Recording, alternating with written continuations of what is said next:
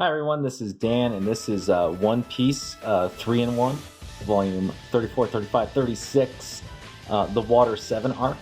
So continuing on the Water 7 series that I got going on here for One Piece. So last time we left off, Luffy and his gang found out that the Merry-Go is not going to make it for the most part. Yeah, sorry, this 3-in-1's kind of fair to get across. But yeah, so last time we were with the Straw Hats. They found out the Merry-Go is not going to make it. They learned that from the Water 7 dock workers, that the ship cannot be repaired. So they got a difficult decision to come to right here. So here we're catching up with Sanji, the cook, and Chopper, the ship's doctor. I know this looks like a reindeer. It is a reindeer. The character transforms a lot. And returning, and they're actually trying to find Robin, or Nico Robin, who she's kind of disappeared after running to a CP9 agent. And we go back to Luffy, and Luffy's really pissed off because he's trying to say, like, why can't you fix it? You guys are the best shipwrights in the world. And they kind of explain to him, hey, you're the keel, which is kind of the part of the ship at the bottom, is basically busted. The boat really has nothing you could do with it. You might as well just tear the boat down and rebuild a brand new boat. You know, it's kind of like your favorite car with a blown head gasket. It's pretty much toast. So Luffy is kind of pissed off at this, and he's trying to scream like, well, what if we do this? What if we do that? And you know, at the end he says, you know what? No, I'm just going to keep sailing the Merry-Go. You know, and Iceberg, who is the mayor of Water 7 and the leader of this shipbuilding company, Galila, basically tells him, it's like, are you really a captain, dude? Like, are you freaking immature as hell that you can't figure out that your boat's toast? You need to get a new one. So they end up giving him a catalog of ships and telling him, like, why don't you look through this and let me know, like, later. And then this mysterious world government official kind of shows up, and they have to go off to the talk. But the big deal that happens is that when they carry their money back with them, they find 2 of the suitcases have been emptied and they've been, like, stolen.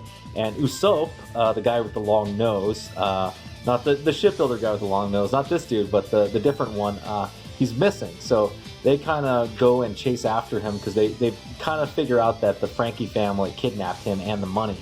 And then they find Usopp later in the city completely beaten up and beaten down. This is kind of a tear-jerking scene right here where obviously this looks super ugly in its own way, but it's on purpose. Eiichiro Oda loves to draw people crying and people with snot coming down their nose. I'm not sure why, but it is, like, admittedly effective. I don't know why, but it is, like, really effective at getting the point across. So can't complain, you know, can't hate the player, hate the game. But yeah, Usopp is basically frustrated because he's the weakest member of the group, so he gets his ass kicked pretty easily. In this case, he was overpowered by the Franky family, and they took the money from him, right? So Nami goes back to the boat to try to find everybody and gather the team around. And then we go to the Franky house with the introduction of Franky, who is kind of here hidden with his clothing on as they're celebrating having $200 million stolen from the Straw Hats. And door crashes open, and here's Usopp, who hasn't given up, even though he got his ass freaking handed to him. He's going to try and get the money back. And, you know, his usual Usopp. Usopp is a very emotional character, and also comedic relief to a degree. So he's a very interesting character despite his rather, you know, ugly, you know, design to a degree, right? I don't know if ugly is the right word. It's just weird, right, with the long nose, you know, and all the other stuff. But he's a character that when you first start reading One Piece, you're like, this character's so silly. But after a while, he kind of grows on you, and before you know it, you're like, man, Usopp is a cool-ass character. Which happens a lot in One Piece, believe it or not. It happens quite a bit. Anyhow, they like, he tries to challenge Franky, and Franky just, like, takes him out in, like, 5 seconds, and basically tells him, like, hey, I'm the real boss of Water 7, you know, don't define me. Nami stays at the boat with the last $100 million, whereas the rest of the gang goes to try to find Usopp, and they get together, and they where he was at, where Nami kind of told him to be, he wasn't there when they were looking for him.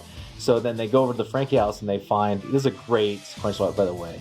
Look at him just quietly looking down, and here's Usopp's body, you know, just mangled and beaten. Here he was crying because he wasn't strong enough to get the money back. And here's the Straw Hat, the toughest members of the Straw Hat group, just like looking like, okay, it's time to go kick some ass. So they get into the Franky house and they just start whipping the shit out of everybody. That's a great scene, just a really great scene. Very emotional and shonen in nature. And admittedly at times a bit base or derivative, but damn, it's like One Piece does this all the time and it's really good. Really, really good. You get a lot of emotional satisfaction many times when you read One Piece. It's very good. look at this. Great, like, look, like, this is a lot of, like, distortion that that Oda's doing this artwork. But it works so well. Like, if you look at it, you're kind of like, oh, he just drew, like, this weird angle and stuff, but it frankly works, and it goes with the art style pretty well. It's one of those things where you just kind of like, after a while, when you read One Piece, you're like, you know what? Like, I kind of get what Oda's doing here. Now I get it. So they ended up just basically destroying the entire house and kicking the living shit out of everyone. And Luffy comes to the decision, you know what? We're going to say goodbye to the Merry-Go and get a new ship. We're not getting the 200 million back. Franky's not here. It is what it is. And this leads to kind of the biggest conflict in this volume of One Piece, which is volume 35, by the way, the middle volume here. And that is the discussion, basically the fight between Luffy and Usopp. Because when Usopp finally wakes up, he kind of like tries to think like, oh, well, what are we going to do with only 100 million? And Luffy says, you know what, let's just go change ships. We'll go buy a new ship, and we'll say goodbye to the Merry-Go. And Usopp, since his beginning, for those who don't know, he started with the Straw Hat Pirates. And his arc, when he first started with the Straw Hat Pirates, I should say, is the origin of the Merry-Go. He got the Merry-Go from his friend. And in a way, he's very emotional about it because he is also the one who's been repairing the Merry-Go this whole time. He's not really a carpenter, so that's why they came to Water 7. And he's the one who's been kind of keeping the boat afloat. So he gets really angry with Luffy, and when he challenges him, Luffy says, hey, they just told us this thing can't be repaired. It's basically a floating coffin. It's not going to make it to the next island. And then it gets really heated between the two because Usopp just doesn't want to give up on the boat. But Luffy, who is the captain, is like, hey, we got to make the decision that's best for everybody. And this is kind of the first inner conflict of the Straw Hat Pirates, which makes Water 7 a memorable arc because there's so many, like, inner conflicts and happenings that go on in this long-ass arc. To be fair, it is like, I've got like 3 more of these massive books to get through for this arc, so like a lot of stuff should happen, and it does, right? And they go at it, and then we come to a head, which is Usopp decides, you know what, I'm leaving the Straw Hat Pirates, and then as soon as he leaves, he goes out and it's like, this is your boat, but I want it, so I challenge you to this boat. So this is the first time we've had the Straw Hat Pirates really come into conflict with each other, and Usopp challenges Luffy to a duel, and that leads to this chapter, Luffy versus Usopp, and then all the Straw Hats kind of dramatically going back and forth, kind of arguing how did we come to this, etc., etc. You got the fight between Zoro and Sanji, who are always at each other's throats.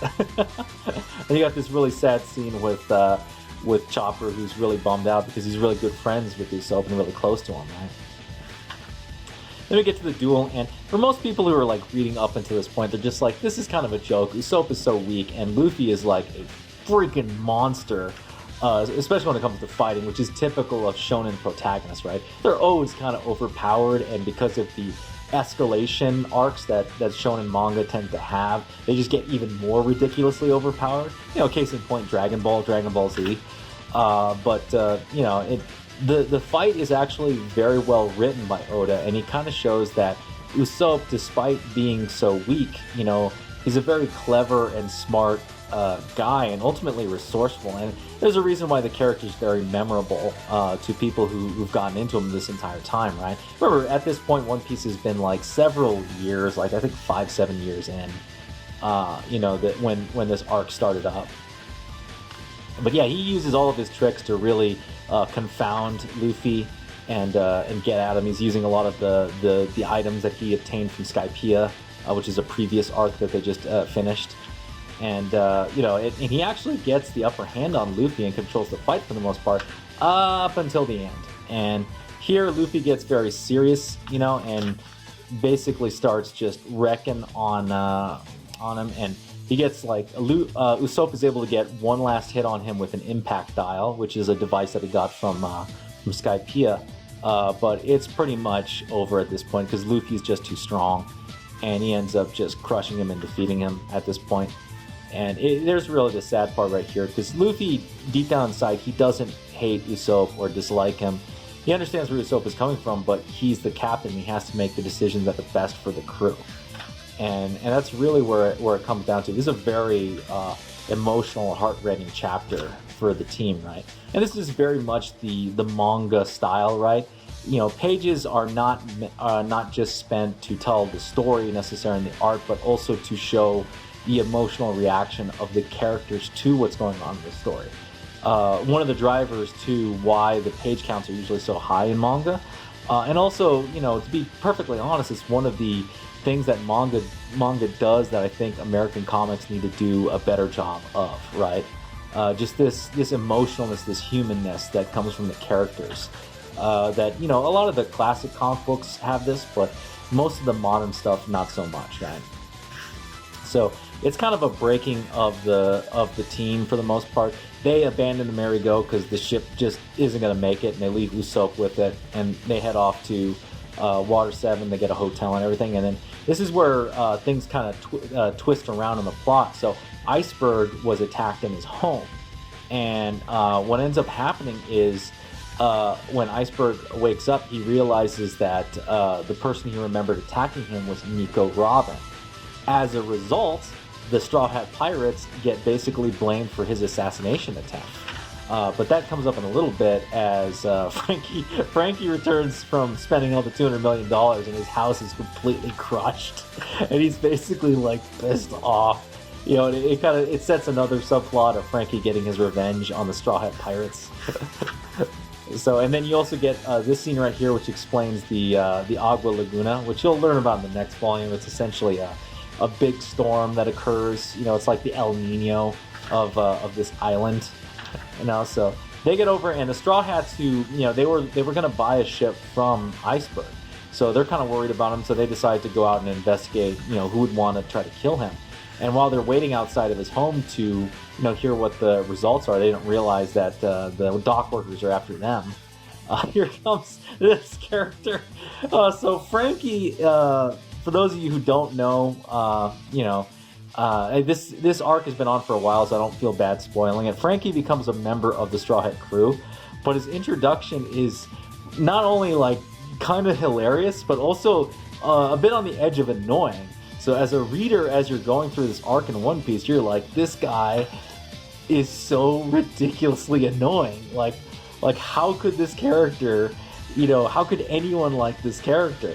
But this is why this arc stands out to me, because it really shows the growth of many different characters and character-driven storytelling, and it shows Oda really shows his mastery of the ability to make characters both dislikable and then lovable in one arc. Just that turn of emotion that really makes One Piece a special manga series, and why it sold so well. So there's Franky. If you guys remember the anime and also the manga, his catchphrase is screaming out "super" and having this pose all the time.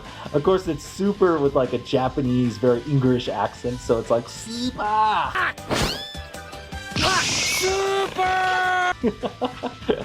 Oh, you just love it. So yeah, obviously these two do not like each other at this point. Luffy destroyed Franky's home.